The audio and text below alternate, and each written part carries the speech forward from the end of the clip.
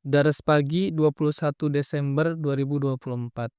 Bismillahirrahmanirrahim. Assalamualaikum warahmatullahi wabarakatuh.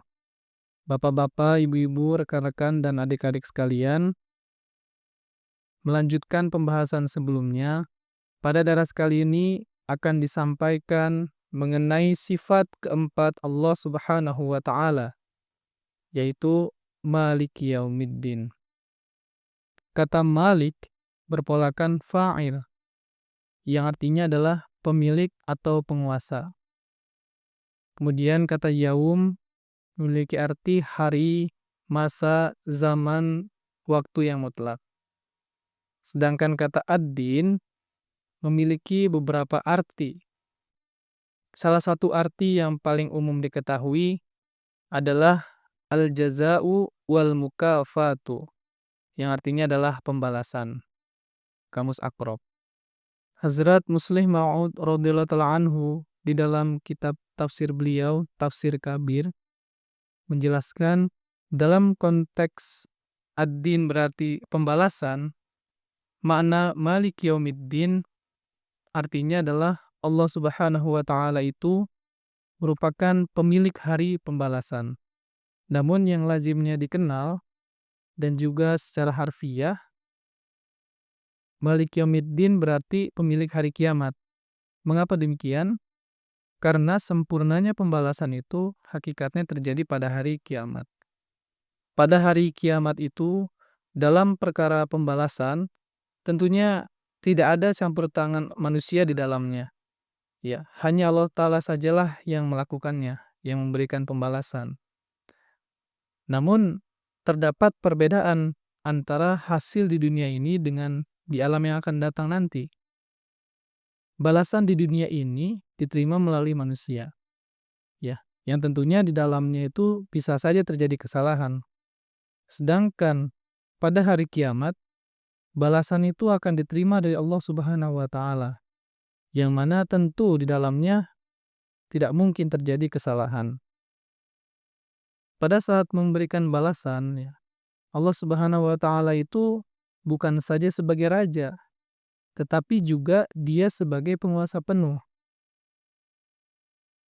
Artinya adalah Allah Subhanahu wa Ta'ala itu tidak seperti raja di dunia ini, di mana wewenang keputusan seorang raja di dunia ini itu terbatas pada ketentuan hukum duniawi. Raja di dunia ini itu tidak mempunyai wewenang untuk mengampuni kesalahan. Sedangkan wewenang keputusan Allah Subhanahu wa Ta'ala pada hari kiamat tidaklah terbatas. Artinya, bila Allah Subhanahu wa Ta'ala berkehendak, maka Dia mampu memaafkan dan juga berlaku kasih sayang.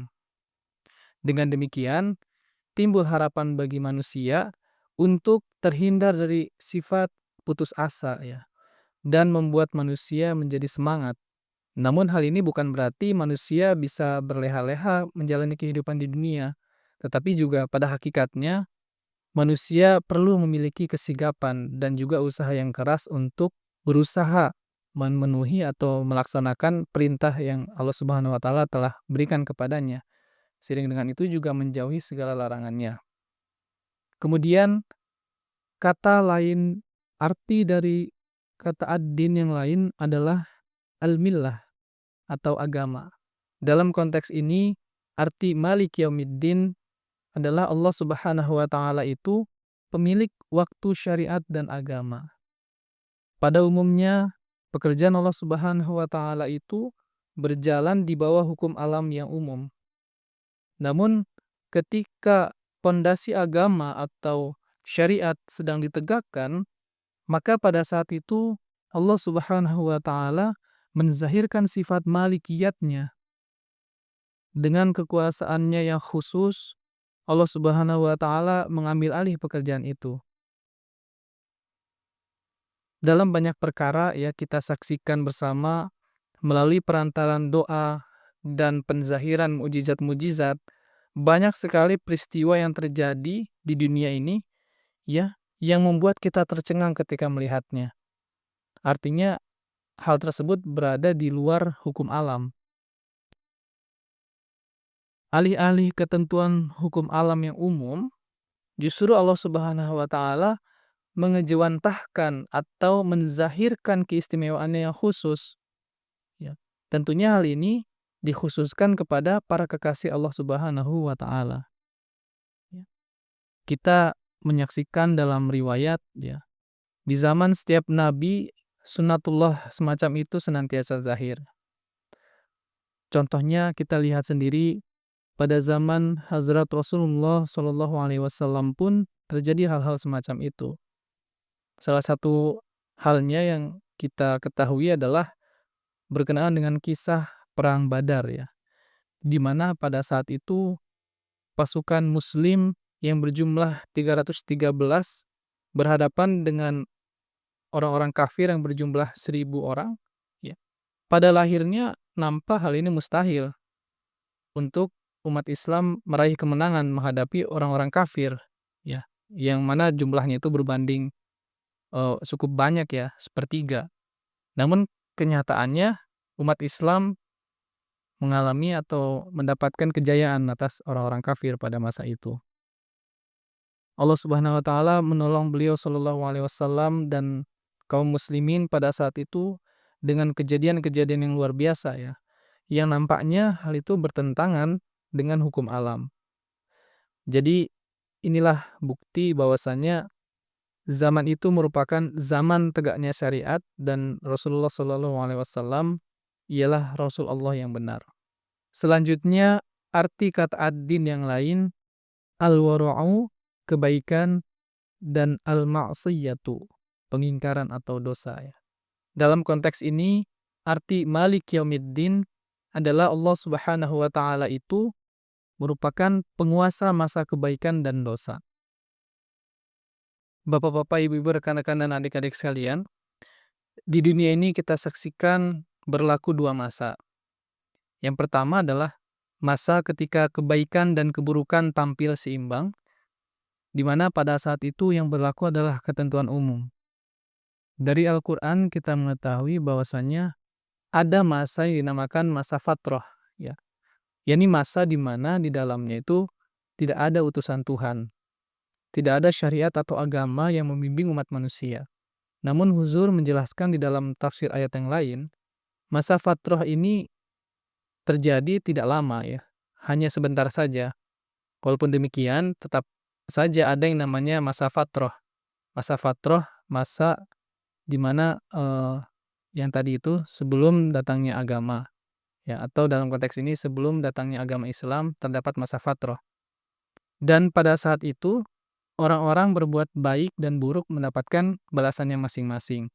Dan kelak pada hari kiamat Allah Subhanahu wa taala akan memberikan kesempatan kepada mereka yang hidup di zaman fatrah itu untuk beriman atau tidak kepada utusan yang Allah Subhanahu wa taala kirim nantinya di akhirat. Dan masa kedua adalah masa ketika di dunia ini hanya dosa dan dosa saja yang merajalela di mana-mana. Nah, pada saat itu Allah Subhanahu wa taala tampil dengan statusnya sebagai malikiyat. Statusnya sebagai malik, sebagai penguasa, ya. Pada saat itu seolah-olah Allah Subhanahu wa taala datang untuk memperbaiki kebunnya dan mengutus utusannya. Melalui utusannya itu, melalui para nabinya itu, di dunia ini terbentuk suatu jamaah yang berdiri tegak di atas kebenaran. Nah, pada masa itulah Allah Subhanahu wa taala dengan takdirnya yang khas datang untuk menolong jamaah tersebut hingga dapat berdiri tegak untuk mencapai standarnya. Pada masa di mana kita hidup ini, Allah Subhanahu wa taala sedang menzahirkan sifat malikiyatnya, yakni dengan mengutus Hazrat Masih Maud alaihi salatu wassalam, di mana melalui perantaraan beliau alaihi salatu wassalam, jemaat kita, jemaat Ahmadiyah, didirikan oleh Allah Subhanahu wa taala untuk menyebarkan kebenaran ajaran Islam yang hakiki kepada seluruh umat manusia. Dan Allah Subhanahu wa taala senantiasa menolong jemaat ini, ya. Dan akan terus senantiasa menolong jemaat ini.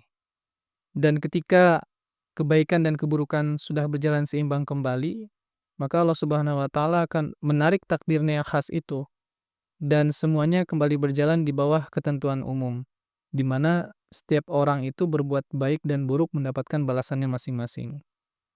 Selanjutnya, kata ad-din juga berarti at-ta'atu atau ketaatan. Dalam konteks ini, Malik Yaumiddin berarti Allah Subhanahu wa taala itu pemilik masa ketaatan. Apa maksudnya? Maksudnya adalah ketika kehidupan seseorang itu berjalan di atas jalan ketaatan kepada Allah Subhanahu wa taala secara sempurna, maka Allah Subhanahu wa taala akan menampakkan kepadanya kudratnya yang istimewa. Orang itu tidak akan hidup seperti orang lain pada umumnya, melainkan Allah Subhanahu wa taala akan menampakkan kudratnya yang istimewa, ya.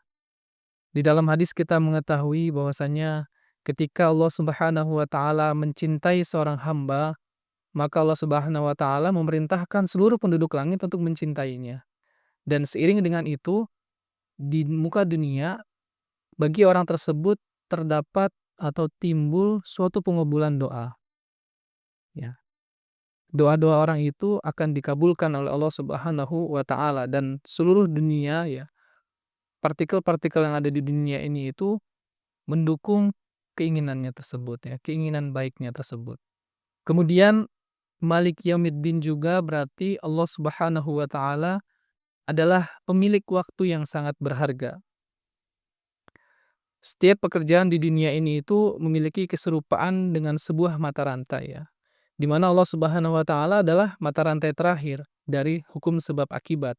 Artinya segala sesuatu yang berjalan di dunia ini itu bermuara pada Allah Subhanahu wa taala sebagai mata rantai terakhir dari hukum sebab akibat, ya. Amal perbuatan manusia setidaknya menghasilkan dua hal. Yang pertama hasil yang sementara dan sesaat, dan yang kedua adalah hasil terakhir dan tetap. Dan keberhasilan akhir dan abadi itu hanya dapat tercapai dengan menjalin ikatan yang kuat dengan Allah Subhanahu wa taala, ya.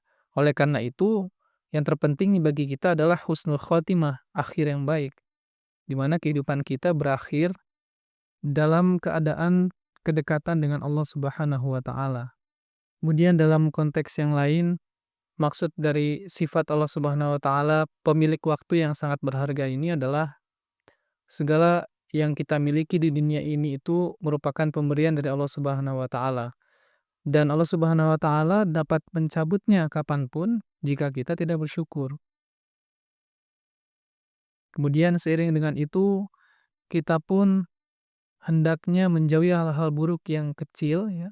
Sekecil-kecilnya hal-hal buruk itu hendaknya kita jauhi, sehingga di masa yang akan mendatang kita dapat terhindar dari hal-hal yang buruk. Hal-hal buruk yang lebih besar lagi di masa yang akan datang. Oleh karena itu, marilah kita sama-sama merenungi sifat malikiyat dari Allah Subhanahu wa taala ini dan mensyukuri segala nikmat yang Allah Ta'ala berikan kepada kita, dan marilah kita berusaha untuk menjalin ikatan yang kuat dengan Allah Subhanahu wa taala sehingga akhir kehidupan kita adalah akhir yang baik. Walaupun memang kita tidak lepas dari yang namanya kesalahan, al-insanu mahalul khata' wan nisyan. Manusia itu adalah gudangnya kesalahan dan kealfaan. Dengan merenungi sifat malikiyat Allah Subhanahu wa taala, dapat timbul bagi kita harapan untuk terhindar dari sifat putus asa dan membuat kita senantiasa semangat. Bahwasanya Allah Subhanahu wa taala terlepas dari semua kelemahan kita. Yang penting kita berusaha dalam mencapai kedekatan dengan Allah Subhanahu wa taala. Mudah-mudahan Allah Subhanahu wa taala pada hari kiamat kelak menzahirkan sifat malikiyatnya kepada kita, sehingga kita semua dapat mendapatkan kasih sayang dan karunia dari Allah Subhanahu wa taala. Demikian daras pagi kali ini, mudah-mudahan bermanfaat. Insyaallah taala akan dilanjutkan besok. Wassalamualaikum warahmatullahi wabarakatuh.